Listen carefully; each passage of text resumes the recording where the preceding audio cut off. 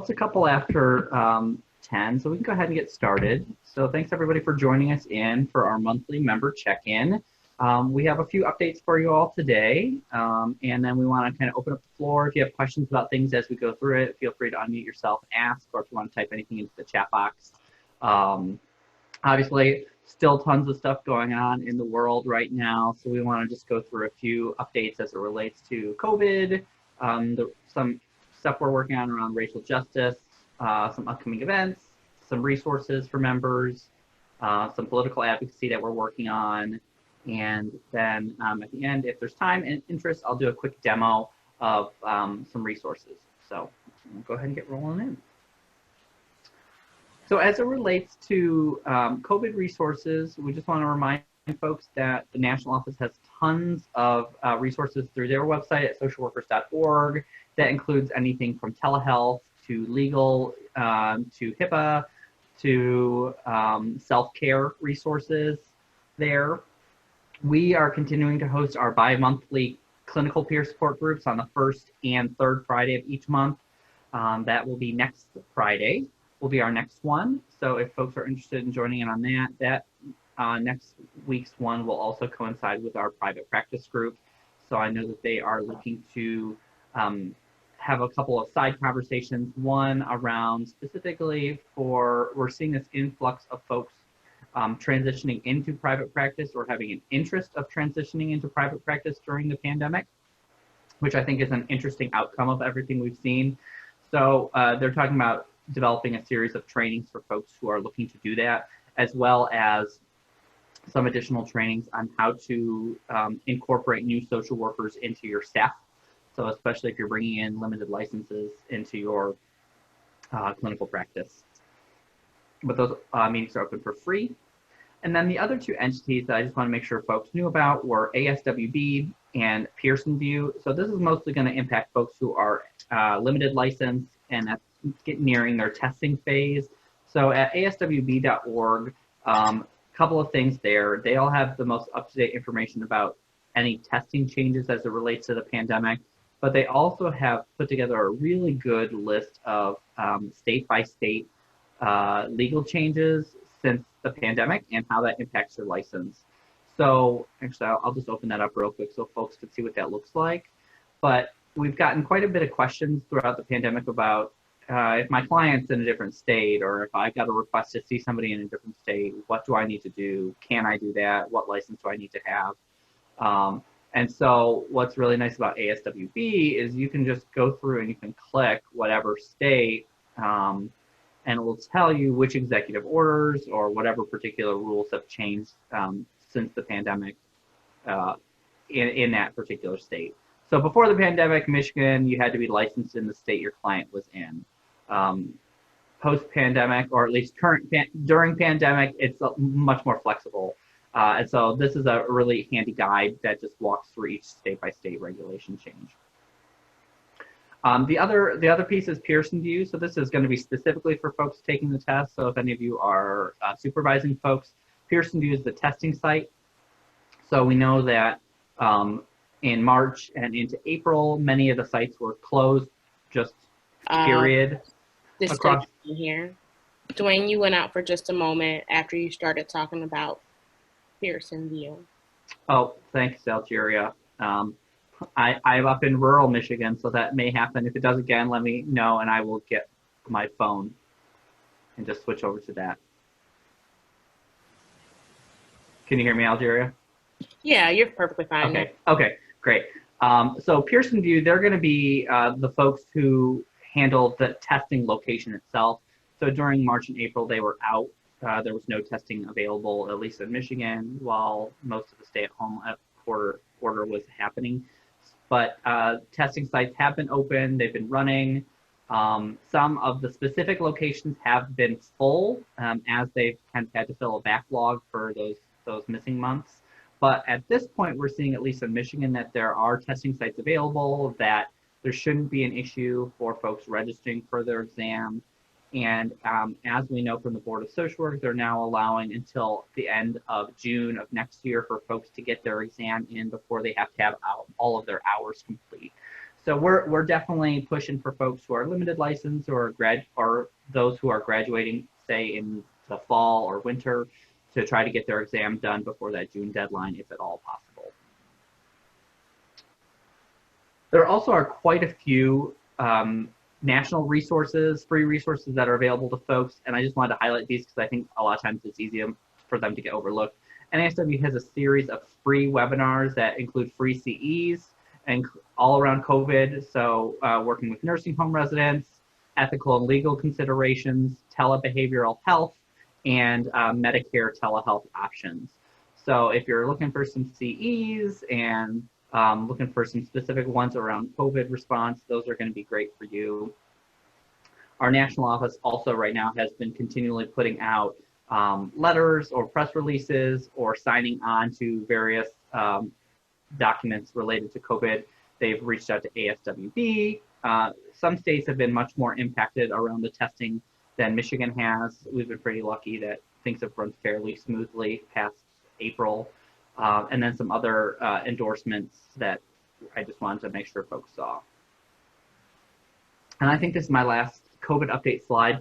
So the other resources that is available to folks is NASW Assurance Services, the liability wing of NASW. They've been starting a series of trainings and videos as it relates to coronavirus and as it continues on. So they've had some good stuff around telehealth. This one here is about selecting technology providers, and I know we've talked about that, especially at the beginning of the pandemic. So what sort of online platforms are better or worse to use? These are free, so if you go to NASW Assurance's website, you can find those, as well as they have a whole bunch of other tips. During the pandemic, they also did open up free liability to retired social workers who had had a policy in the past but had come back and wanted to work during the pandemic.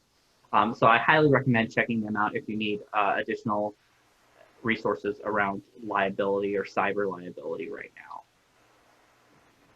All right, so then as that transitions us into kind of the policy and advocacy space, I saw Jerry just stepped off for a second, and she is back. All right. Hi, everybody. I just want to go over a few advocacy updates, just following up on what Dwayne mentioned around telehealth. There's Executive Order 2020-138. We've received many calls about telehealth, and this is just one to inform you about. This has allowed encouraging the use of telehealth services during COVID-19 to continue to take place. All healthcare providers are authorized and encouraged to use telehealth services when medically appropriate. We want to make note of number 7, which defines all healthcare providers, which includes social workers. This order was in effect, I believe, August 7th, and continues to remain in effect through the state of emergency and disaster right now. So we do not see this changing anytime soon, although like Dwayne mentioned, there's a lot of national advocacy to continue telehealth beyond the states of emergency. So going on to the next slide, the Consensus Revenue Estimating Conference took place on August 24th. It's a conference where the state decides how much money has come in from various different entities and workforces that, you know, people have paid into. So that took place August 24th, and they realized that we're up from in May, when we thought we were down a lot, by $1.3 billion. We're up $1 billion for the school aid fund.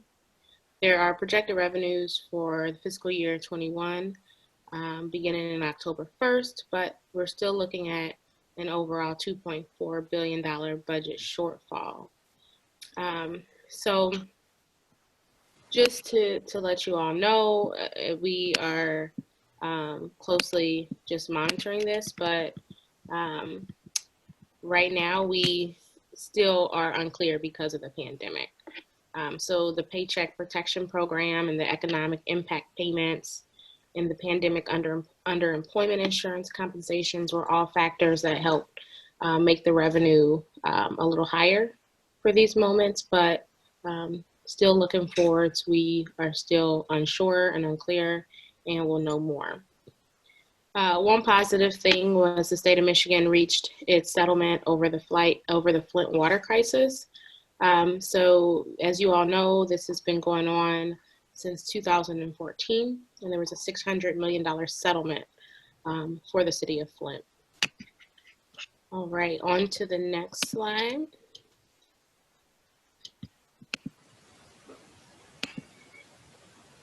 So I just wanted to bring up a few other points. The state of emergency and disaster declaration was extended. So this goes into the first slide around telehealth being extended as well. Right now, this executive order is in effect till September 4th, which depends. We'll see if that gets extended. If so, we'll continue to see many of the other executive orders extended as well. So let's keep an eye out for that. I think we're all hoping that COVID will be over soon, but we never know, right? Additionally, there were $65 million allocated from the governor's Education Emergency Relief Fund, and that took place August 19th. She announced this $65 million as a part of the CARES Act. And those dollars are going to go to Michigan school districts and higher education institutions and other education-related entities that have been most significantly impacted by the COVID-19 pandemic. At least 50% of the school district's population, however, must be deemed economically disadvantaged. And the allocation of the funding will be determined by certain criteria, which includes special education needs. So that is a good thing for especially our students who are going back to school in person or online right now. So another update that came out today from MDHHS, which is very positive, is that Michigan low-income college students enrolled in either career and technical education programs can now apply for food assistance. And this is extended to individuals in the Perkins program. So college students in Michigan, they're basically now eligible for SNAP if they meet certain income requirements. This provides funding to 28 community colleges, 3 public universities, and then 1 tribal college to support the pathways to high wage and high skilled and in-demand careers that require less than a bachelor's degree. So that notice went out today. And so if you are looking to figure out where do these MDHHS notices come to, you can go to MDHHS's website and click on their news portion, which is at the bottom of the screen, and it'll talk about a lot of their releases, so you can get more information and details on those. Additionally, they announced that it was Black Breastfeeding Week, so that took place from Monday until the 31st, or the 25th through the 31st. They're doing a few campaigns around that and public information. Today there will be a webinar for folks in the Flint area, and that information is on their website as well. It takes place at 2 p.m. This campaign is because we know successful breastfeeding can protect babies against allergies and sickness and diseases, diabetes and cancer. And this is also an effort to support Black mothers and health disparities across the state of Michigan. So as it relates to you all who may have a private practice or provide some form of services where you're in the CHAMP system, MDHHS is going to be doing a CHAMPS 101 webinar series. I have a photo up there. If you can't see it, that's okay. I'll be sending out an email blast next week where you can see this in more details. But pretty much, you know, are you new to Medicaid? Are you a new Michigan Medicaid biller? Or do you simply just need a CHAMPS refresher? They'll be doing a 6-week webinar series from September 2nd through October 7th, once a week. And as you can see, they'll go over various different topics. So if that's you, you may want to take a look at that and sign up for a refresher. I think especially given all the changes with COVID, it will be very helpful. Going forwards to more advocacy and policy updates. We've talked about this in a few of our other calls. We're working actively with legislators and social workers across the state to create legislation for a better form of community safety.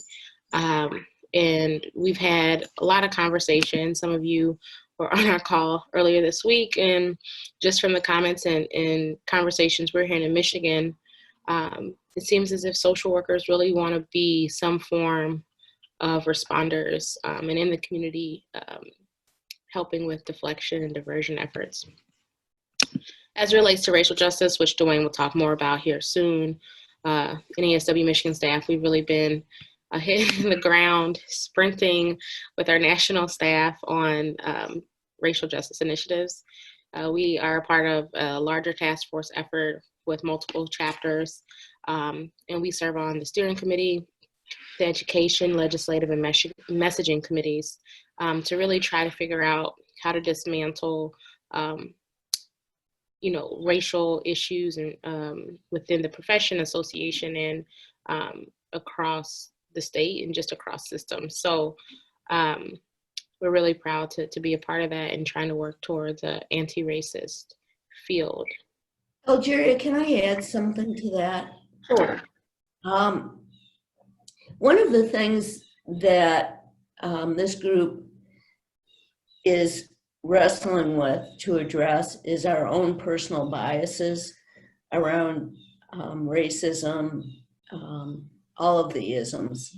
And I'm realizing that social workers really need to address our own stuff before we can expect to change others, right? Or develop adequate programming. So I guess what I'm asking is, if you think about this and you come up with ideas about how NASW can help facilitate that in your area, I'd sure appreciate hearing that. And you can send me an email with any ideas you might have, because I think it's really critical, and it's really critical, I call it crucial conversation for our regions. Mm-hmm. I also will say, I know we work closely with community mental health, as well as the Department of Health and Human Services. And they've put out a lot of resources lately just about as well as our national office, about culturally responsive practices and what that means, and cultural competency and cultural humility. So I would just highly encourage folks to take a look at all of those forms of documents, and as well as provide us, like Max just mentioned, with feedback. We greatly appreciate that. Do you also want to talk for a second about the NASW so racial justice group that we're starting? Dwayne, do you have that in your slide later? Or? Yeah, I think that might be the next slide or a couple slides from now. But yeah, so we'll talk about that. Great. So just kind of getting through some of the rest of the policy stuff. If you didn't see, NASW did endorse Joe Biden for president. NASW, both at the state and the national level, endorsed candidates through our political action committee. So we invite members to be involved with that process. If you know of good folks, regardless of party, who you think that we should endorse or look at, please, if they're Michigan focused, send those over to Algeria. Our national political office, our political action committee, they endorse federal level candidates. So they look at Senate, House, President, those sort of things. I think we can probably all agree that it's a good thing that the conventions are done and we move past that. And so we just got to move on towards November at this point. NASW will be working on plenty of get out the vote efforts. We've got a lot of candidates locally that we're going to support. Algeria, Algeria can talk about this one. I'll say one thing about MPACE.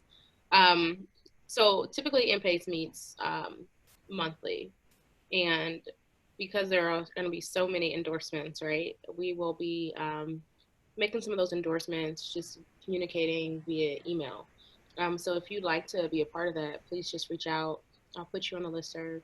We'll review candidate endorsements and begin to have conversations.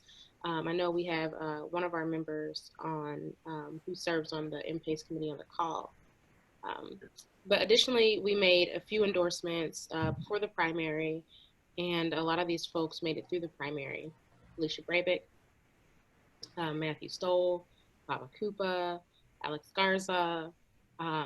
We have Eli Savitt, who was running for Washtenaw County prosecutor, Justin Hodge.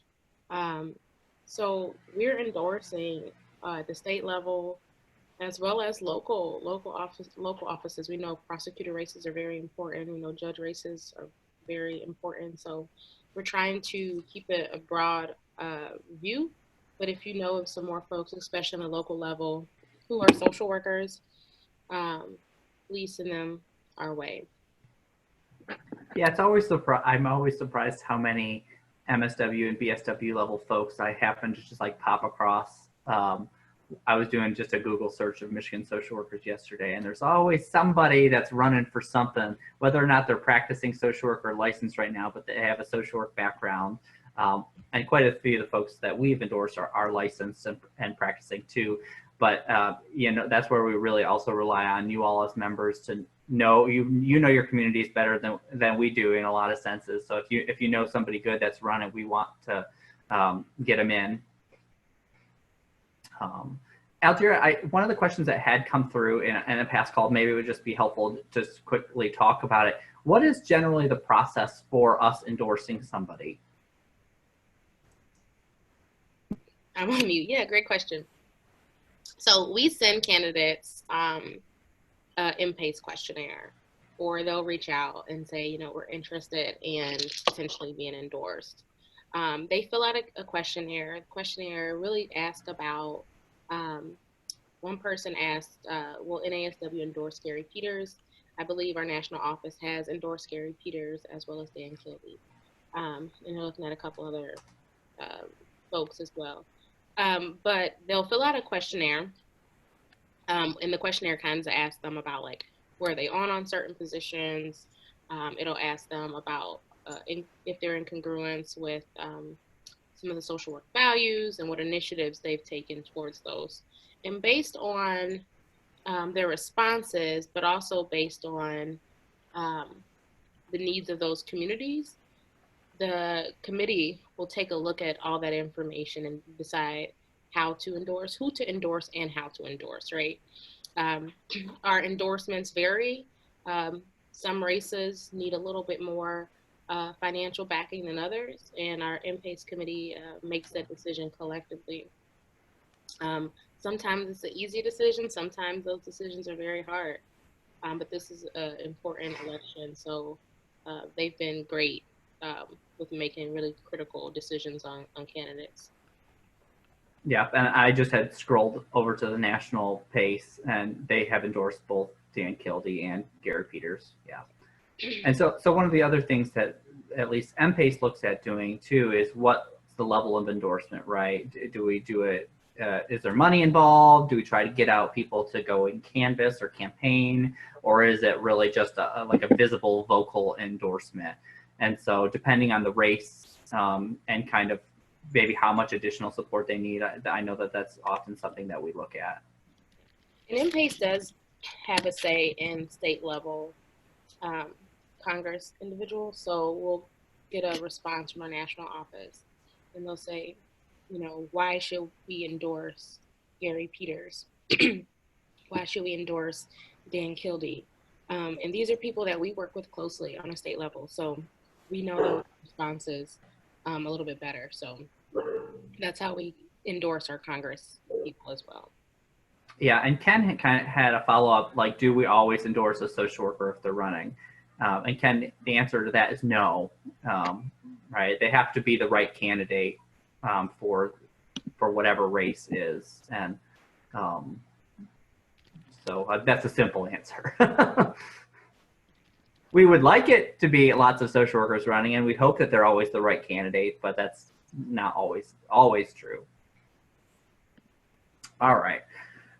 So moving on kind of from the political stuff into another really critical topic right now is kind of anti-racist practice.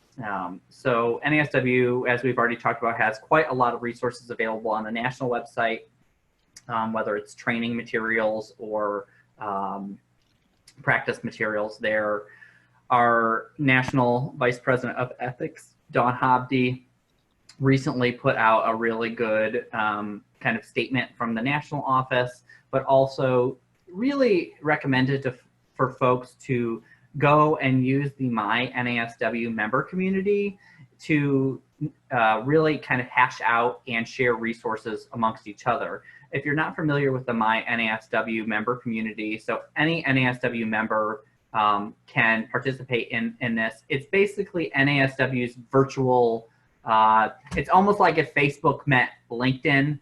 There's ways for you to create conversation threads, to share documents with one another, to ask questions across the association. So we have 110,000 plus members across the United States. We have found that this has been a really good way for people to get questions asked or answered from your peers. And we know that there's a lot of conversations happening right now around racial justice, white privilege, how can social workers have better cultural humility, all of these kind of critical things. So the My NASW member community has been a really good place for people to have those conversations openly with each other there. As well as our national office has been hosting a series of Facebook town halls and will continue to do that.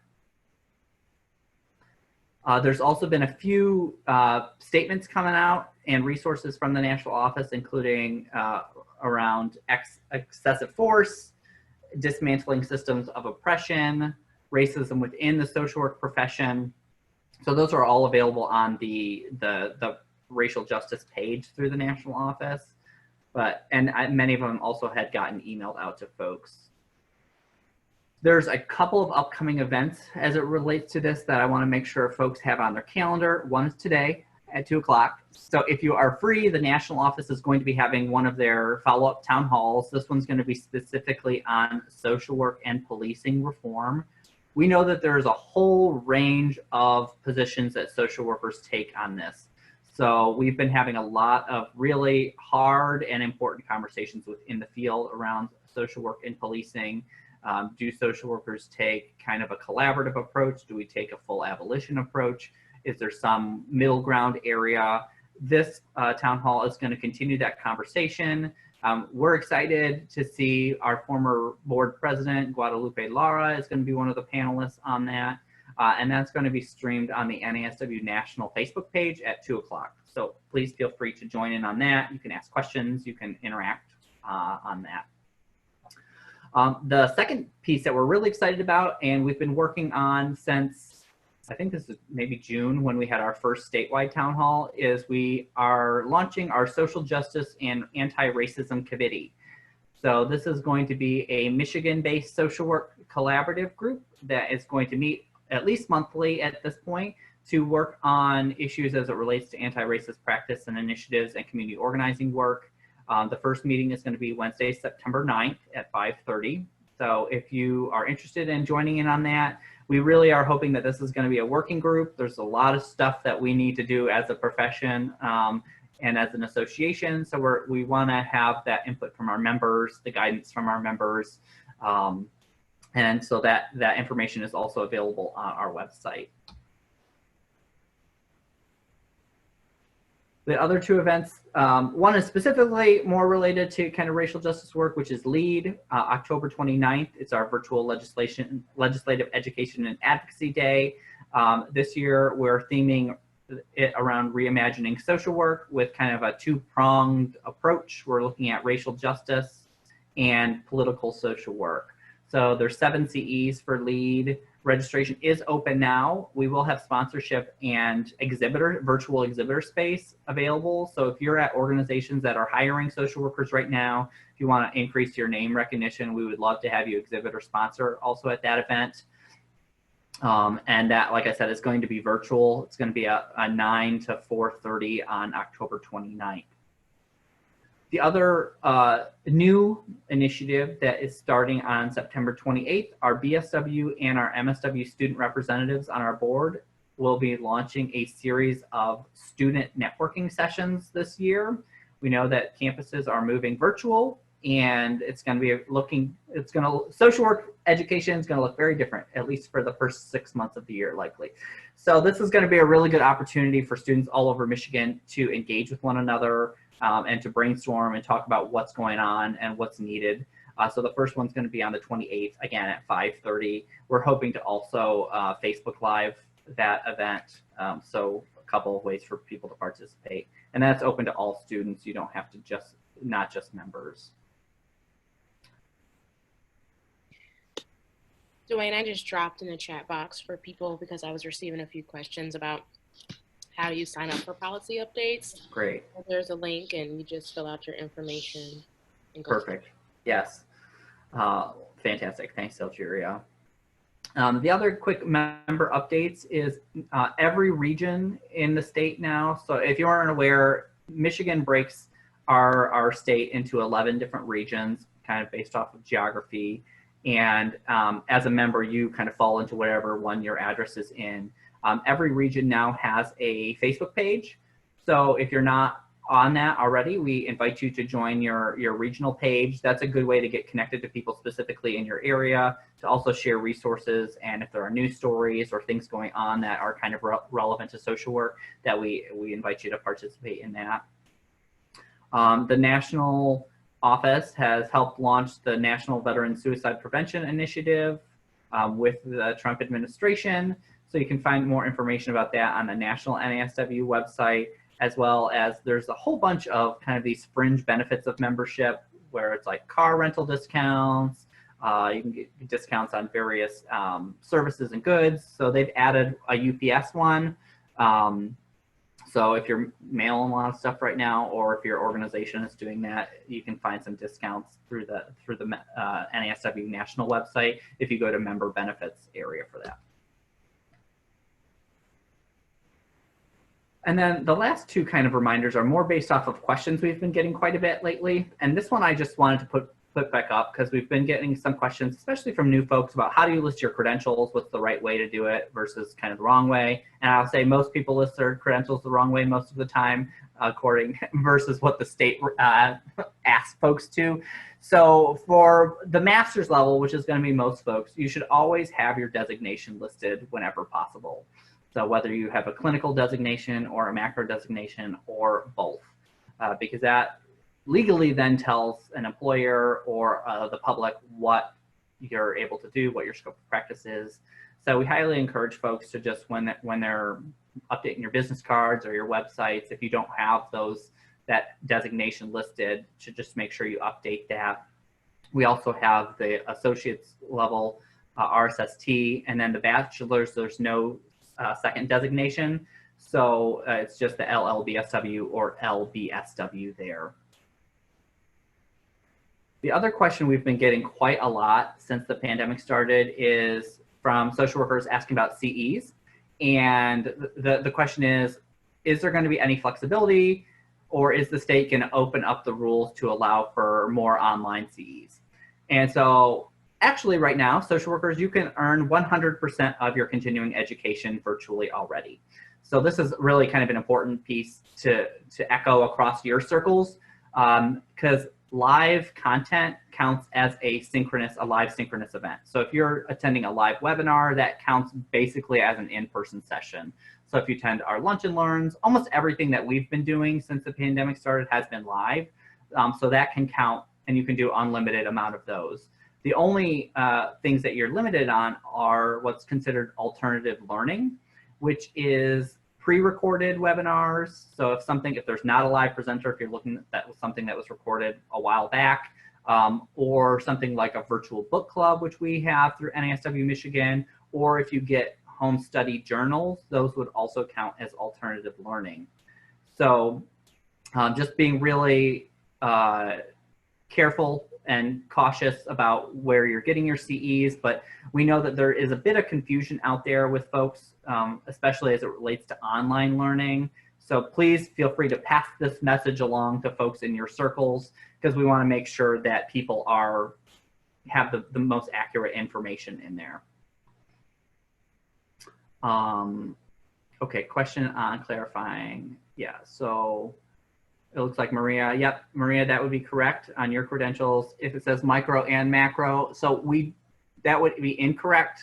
It would be clinical and macro, Ken, at least in Michigan. And every state has slightly different wording for it. So that's where it gets a little bit confusing, especially if you're licensed across multiple states. So Ohio, for instance, has an LCSW and an LSW. We don't have either of those letters. We have the LMSW-clinical or LMSW-macro or both. And so if you do have multiple licenses across states, your letters after your name may look a bit of a hodgepodge. And we know a lot of social workers have additional credentials as well, so it can get pretty long after there. But we just want to make sure that everybody's following at least what the Michigan guidance is right now. The other thing as it relates to licensing is there are 2 seats going to be opening up on the Board of Social Work. They are accepting recommendations until October 1st. We highly recommend, if you are interested in serving on the Board of Social Work, that you reach out to us at the chapter level first. And we often like to talk to folks through it. We've got we've got a current and a former Board of Social Work member on our call today. So we love to have amazing social workers on that. It's a really important body for our state. And so if you are looking for an additional way to get involved in the profession, that could be a great option, as well as there's lots of other commissions and task force at the state level that are almost always seeking folks. These ones you can see we've had these up for I think a few meetings now, but the Civil Rights Commission, the Michigan Council on Rehab. I know the governor also just has put together a couple, I can't remember if they're called task force or committees, but there's one like a women's council. And then I don't know what the other one is. There's a bunch of stuff that's happening, but you can see that at michigan.gov/appointments if you want more information about those. All right, so those were primarily what we had as updates for folks. Are there questions? Are there resources that you all wanted to share? Things that you're finding in your practice that would be helpful to talk about as a larger group?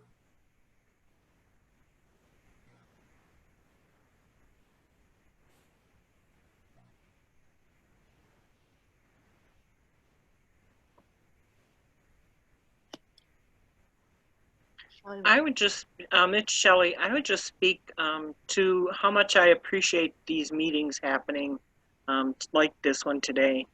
You know, I feel like I get inundated with emails, and I know that I'm not reading them all in detail. I'm skipping over some things just because I just don't have the time to read through everything.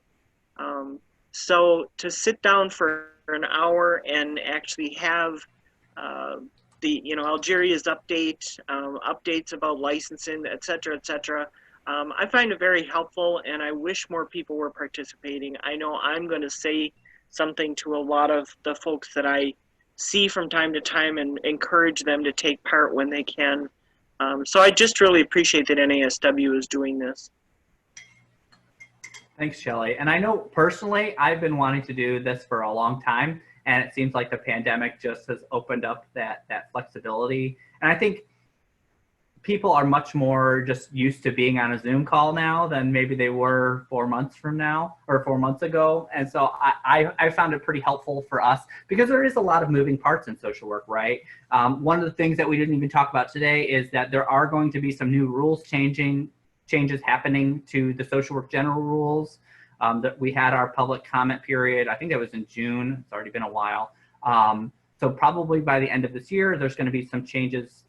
Some of them are fairly significant that will be happening that impact all licensed folks. And so when those happens, we definitely want to make sure everybody is on board with that, because part of what we're hearing around folks is not knowing about what CEs, what online CEs that they're able to take. We get questions about the human trafficking requirement quite a lot still too. Is like those rules went into effect over 3 years ago now. So we want to make sure that that education is continual, that people have the most accurate information about the field, because there are some things that are brand new that are happening every month, but then there are some things that are just continually, there's those questions that linger out there in social work. And I know you're a former Board of Social Work member, so you got those questions a lot, I'm sure. But I was just going to show what the My NASW community looks like through the national. So if you go to your socialworkers.org and you log in, if you go to all communities here, you'll see as this loads up, some states have specific chapter ones. We do not in Michigan. So most of it's going to be on the all member forum, and you can look by. So the library is when people post specific documents to share. You can see that there has 108,000 people that have participated in that forum at some point. And then you can look at discussions by thread. So retirement for social workers, supervision, suicide prevention, CEs, medical social work documentation, face-to-face therapy, test prep courses, you know, all of those hot topic social work things, call out culture and cancel culture. There's 319 comments on that one, right? That's a big topic right now. Police, white social workers looking to become more anti-racist, some really good stuff. And then people can share stuff within those communities there. So if you're looking for another way to get connected to social workers everywhere, this is a really good one. And it doesn't require that you have social media. So if you're not a Facebook person, if you're not a Twitter or Instagram person, this is an easy one that's included in your membership already. Let's see, I think there might have been a question that came through. Oh, Maria uses it, great. Yeah, it's hard to keep track of all the emails. Yes, yeah, there's a ton of stuff. And I know when COVID was first started, we sent out a lot of pieces. So I apologize for that. But we know that you all wanted to be up to date on everything. And there's so many moving parts right now. We have at least 4 fairly large issues going on nationally, whether it's the pandemic, the election, the racial justice climate, and the economic issues. And so it's really important that we stay up to date and connected as a community with social workers. So, you know, we're going to continue to have this call at the 4th Friday of every month. We'll have our clinical support group on the 1st and 3rd Friday. Miriam, again, so to access the My NASW community, if you go to socialworkers.org, this will be what the homepage looks like. Right here at My NASW, you'll click there. And then you can click either, there's 2 primary options, the Visit My NASW community or Update Your Profile. If you go to Visit the My NASW community, it'll bring up what I just clicked on before. The other option is Update Your Profile. So this is also a good one for people, just as a reminder. If you need to update your email or your address, or if you move to a different state, that's how you would do that here. You would just go in and you would change any of your contact information, your communication preferences. So this is a really good one to just go in and check which emails basically do you get from NASW. Do you get all of them? You can opt out of some things if you don't think you want to get all of the emails that come through the association. The other thing that's listed at the bottom is Social Work Smart Brief.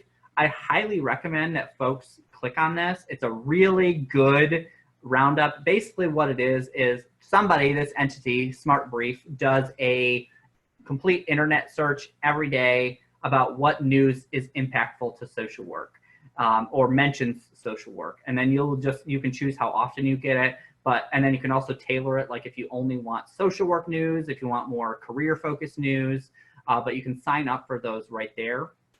Through there, you can also download your membership certificate. So every year when you renew, you'll get an updated one that you can download if you want to print it and hang it up. If you've lost your membership card, that's also here, and your member packet, which includes some additional things there. So that's a good, easy way to kind of just keep yourself updated throughout the association. Let's see, and it'll also tell you your renewal dates and all of that sort of stuff. any other questions or things to talk about or share? I'll say just one thing, as it's not necessarily related to our state. We know that Texas and Louisiana, and our folks down south are facing a huge hurricane. So we know many social workers may be called to do disaster relief, or healthcare professionals in general. So just thinking of them as we are still going through this pandemic. It's a lot going on in the world right now, but social workers are there and ready, and just keep them in your thoughts. Yeah, thanks for mentioning that, Algeria. If we do hear from any of those chapters around the Gulf that they are looking for volunteers for folks, we know that many Michigan social workers do disaster relief work. We've hosted some trainings in the past. And if that is something that is interesting or of interest to you, we will post those on our social media as soon as we get them, and then we'll email them out in the next update that we can for that. The other question we have also gotten quite a bit. I was on Wayne State University had their orientation yesterday, and so I talked to some of their incoming students. And what I found was really fascinating and kind of fantastic as a macro social worker is there was a lot of really good questions around, can I be political as a social worker? What do I need to make sure that I'm doing with my social media, right? Can I go to protests? And if I get arrested, how may that impact my professional career, right? That's a question we've been getting more and more regularly as there's been protesting happening continually over, well, the last 3.5 years. And so we want to make sure that social workers know that we support your advocacy. We want you to be advocating across whatever issue is important to you. As it relates to your license, if you get a charge filed against you, you would have to report that. And depending on what it is, that's when the Board of Social Work would take a look at that particular case. In my experience, since I've been at NASW, there's never been somebody who has had a sanction placed against their license because of political organizing or advocacy. Not to say that that potentially couldn't happen depending on if you got charged with a felony or something. But likely if it's just something related to, you had a peaceful protest and you got arrested, I would imagine that there probably would not be any severe issues that would happen to your license. And we've heard a couple cases of social workers getting arrested across the country. The other thing that I want to make sure that folks know as it relates to that is NASW has a national ethics and legal hotline for members. So if you find yourself in a legal situation, I highly recommend that you reach out to our legal services. It's called the Legal Defense Fund at the national office, and they can help guide you there. It's often good to also talk to your liability insurance around that because political organizing is in our code of ethics. So we as an organization want to support our members as best as possible if you are doing that work. But we know that there comes with some asterisks depending on what sort of practice you're in, and you have to be a little bit more cautious. So very good though that students are asking that on day one of their orientation. I think it's showing that we've got a different focus of what social work might look like coming in to our programs, which is very exciting. Dwayne, it's Shelley again. Yes, I have to laugh at the idea that a social worker would be arrested or have a license violation for doing the very things that are right in our code of ethics, advocacy. So I'm picturing, what would a social worker who's out protesting, what could possibly cause them to have that license be in jeopardy? And it would be because they're breaking some other kind of law. Like they've rammed people with their car, or they've looted a building, or something else.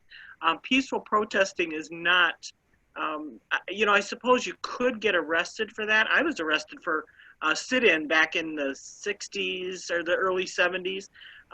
But they just get dropped. I mean, you haven't done anything illegal. So, I have to say, as long as a social worker isn't doing anything that crosses a law, you might want to make sure that you, aren't part of the problems around the protests, and that you're just doing the peaceful advocacy that we're required to do, or asked to do as part of our charge as social workers. I'll speak to that That's a little bit. I know what we've seen in other states, and I'm not sure if it has happened here in Michigan. I would not be surprised if it did, just because of a lot of the violence we've seen in especially Southwest Detroit as it relates to protesters.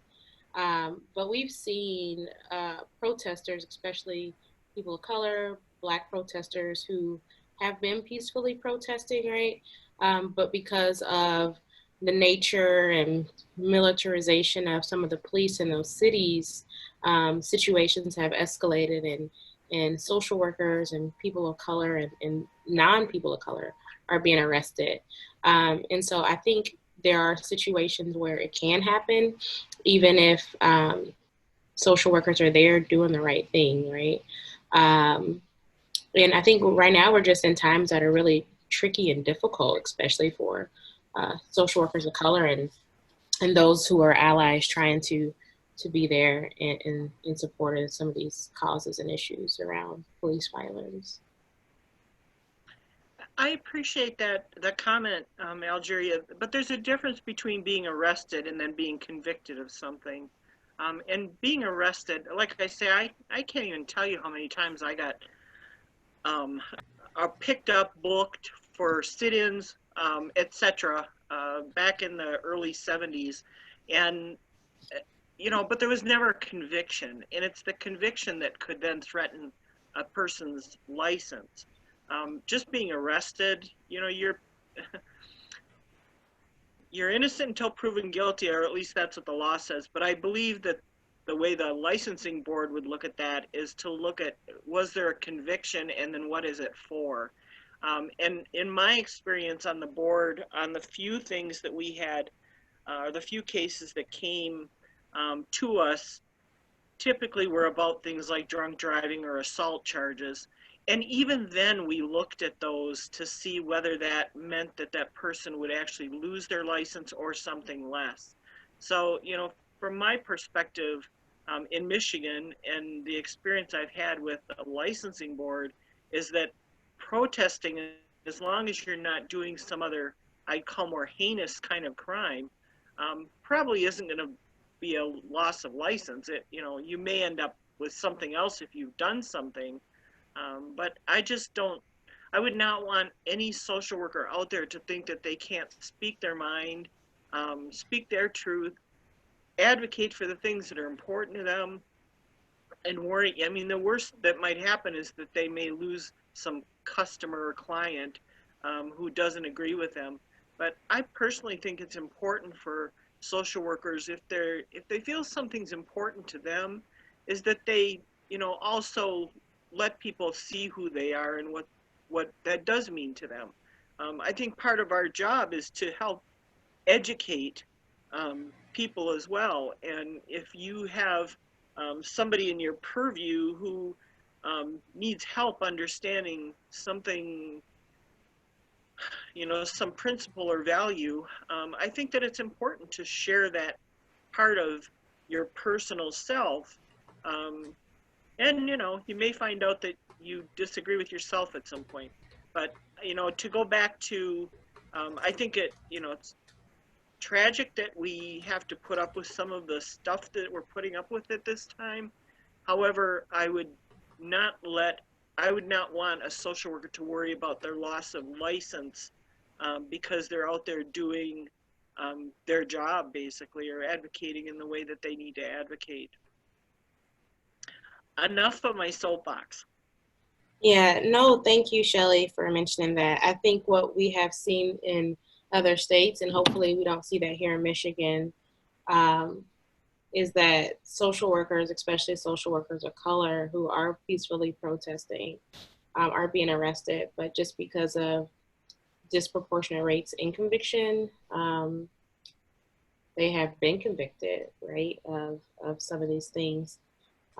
And we don't always have all of the details, but I think, as a former member of the Board of Social Work, Your statements are very helpful for folks. We want to make sure that people are not in fear of potentially losing their license, but we do also know like sometimes there are those disproportionate rates of when it comes to issues with the police for sure. But this is something we're gonna keep following. Hey, Algeria. Keep at very heavily. Yes, is that Dawn? Yeah, this is Dawn. Go ahead. Can you hear me? Oh, I just have a question too, and I'm wondering if the Michigan arm of the NSW is going to address this,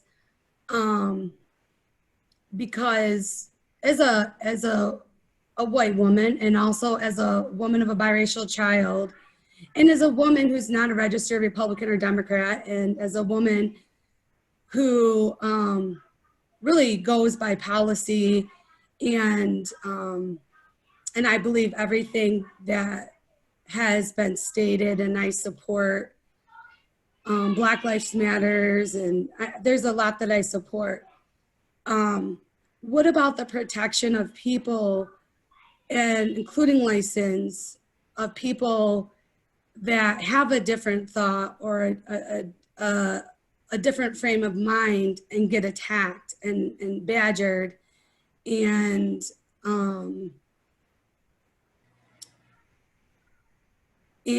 are in fear? They can't even speak out because they have a different opinions, and which is causing a lot of people anxiety.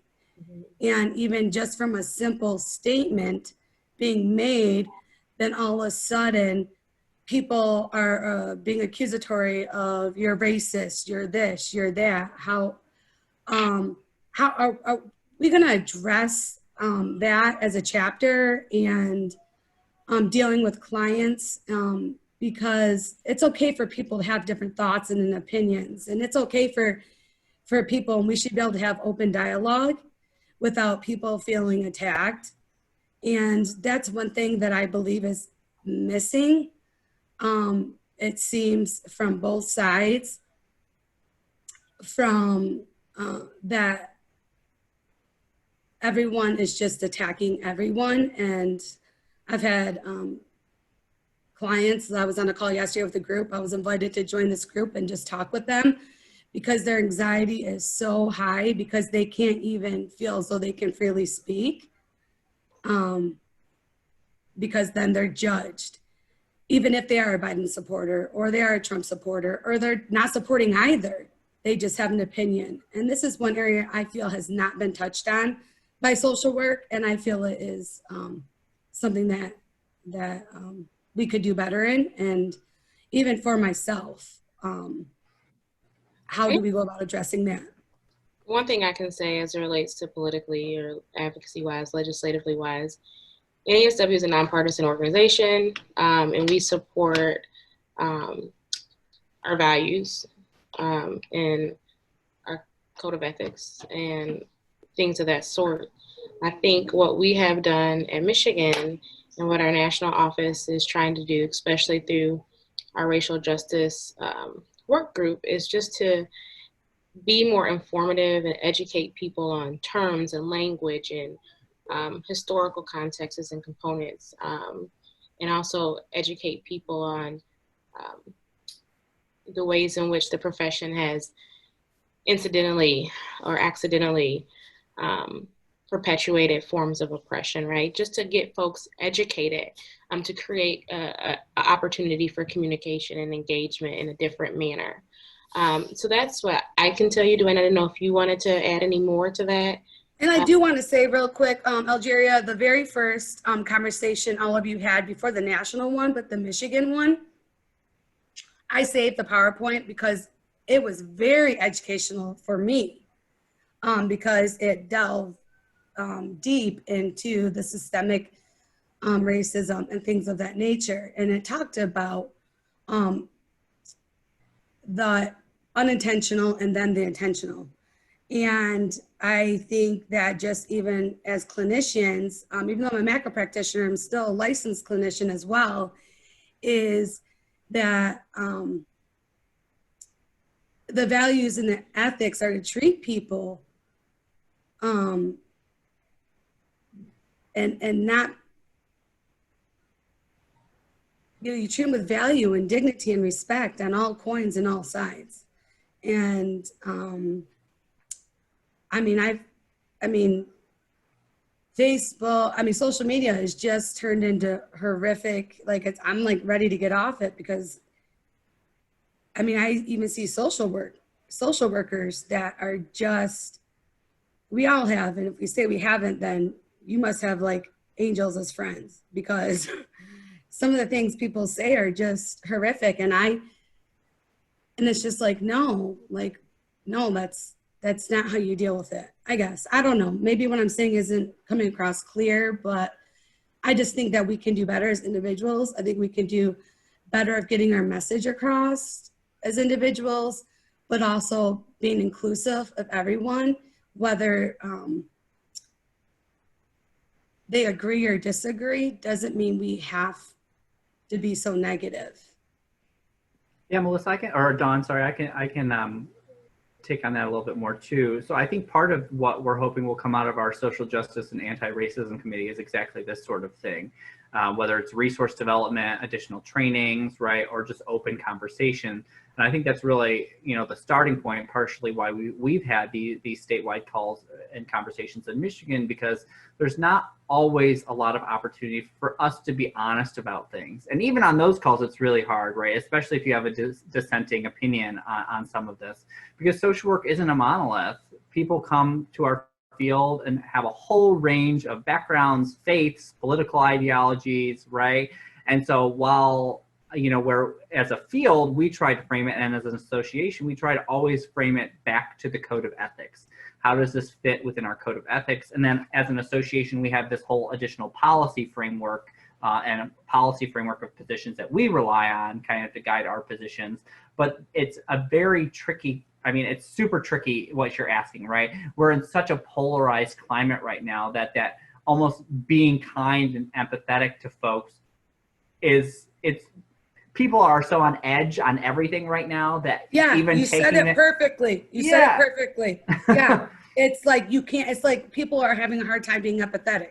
That's exactly right. And it's just like, people aren't bad. I truly believe innately, people are not bad people. And that's why I do appreciate the education you all are providing.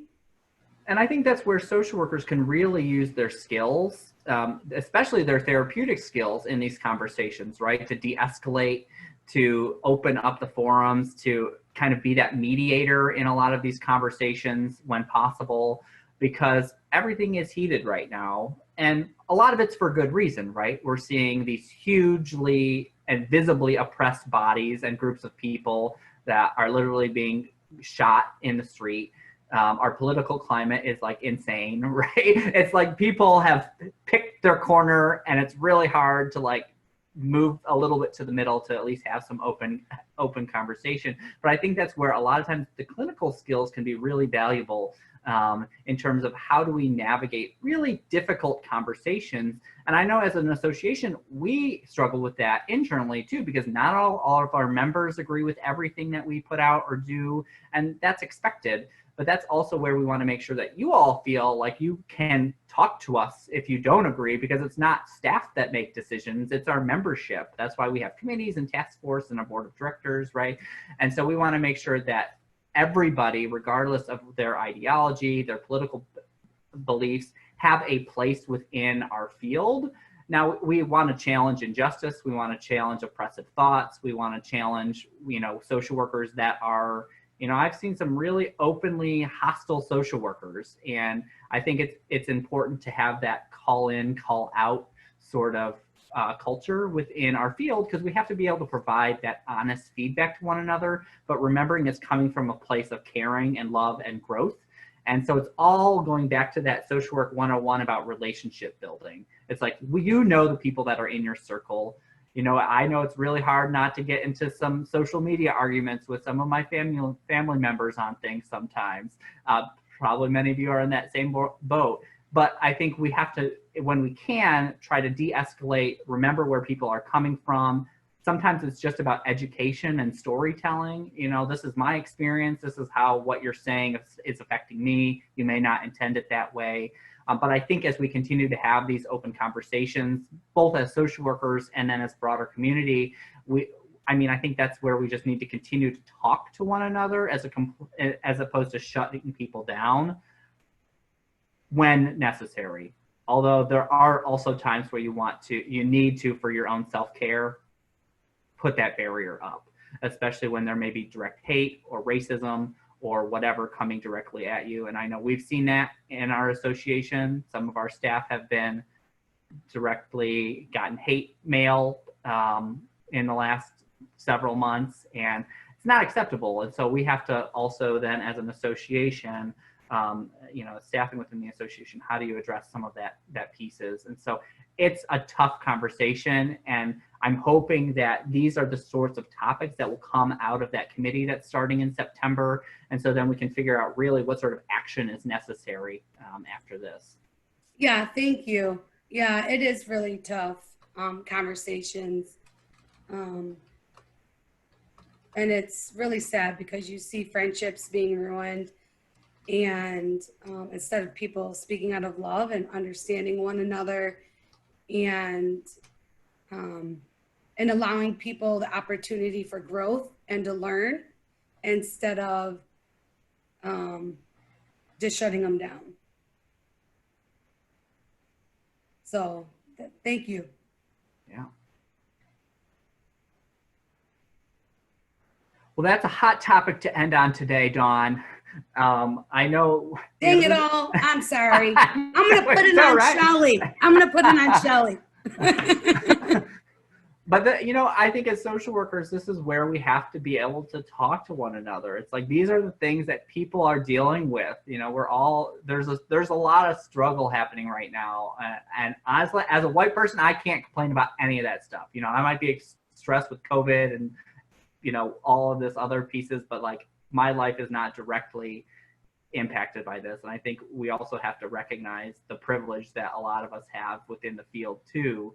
And so I'm hoping that, we can continue to have these conversations, that you all will provide feedback about what you need. If there are good things going on in the community that need to be shared, please pass those on to your regional board members, right? They're also looking for folks who are willing to do training. So if you know people who are really good at having these sort of conversations and facilitating these conversations, that would also be really helpful for us as we put on future town halls. Oh, it looks like there was one other question from Ken. Let me go find it, Ken, really quick. When, if at all, should one change their license status from active to retired inactive? Good question. So what I have found at my time at NASW is social workers very rarely actually retire. There's always there's an afterlife to your social work career, whether it's volunteering or maybe you're doing a passion project. I have found that most people like to keep their license for as long as possible because the continuing education requirements aren't super strict. So it can be helpful just to have that in case something pops up that is really of interest to you, or if you want to continue to do like supervision for somebody in the retirement phase. Or sit on a board of directors or something like that, where it might be helpful to continue to have that license active, because depending on how long your license is lapsed, there are different steps to get it reinstated. So if it's less than 3 years, it's pretty easy. You just have to get your continuing education and pay the fee.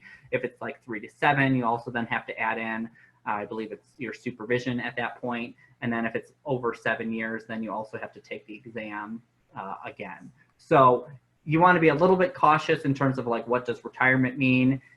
Now, if you're like retiring and then going to move to Hawaii and just like chilling out on the beach and that's going to be your life, which I hope that's your life, like, you're probably fine.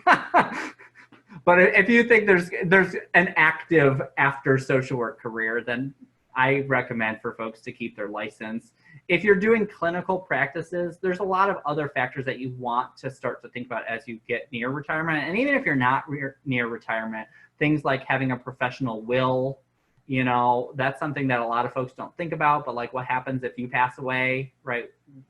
A lot of times all of your paperwork then goes, if you don't have, an office, it goes to your family, and we get calls from families a lot of times who are like, what do I do with all these records?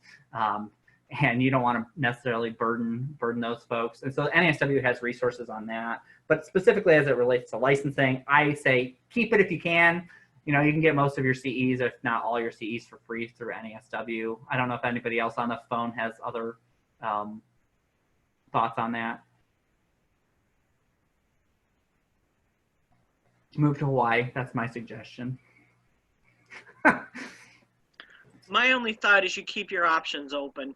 Yeah. None of us know what's going to happen tomorrow, and a person who thinks they're going to retire may find out that, you know, now their retirement savings is gone and they have to go back to work. So I'd say keep your options open. And, you know, even if you move to another state, it may benefit you to have a license in any state to then meet that other state's requirements to get licensed there. So, and off the top of my head, I can't tell you what Hawaii's licensing requirements are, but Michigan license will probably help you at least get started. Yeah, and Michigan has one of the more easy licenses to travel with. Our process is a little bit more complex. Yeah. All right. Well, I know we're over our time for today, but thank you all for great conversation. I hope you'll join us today at 2 with the National Office for our town hall on policing reform. And I hope everyone has a good weekend. All right. Thanks, everyone.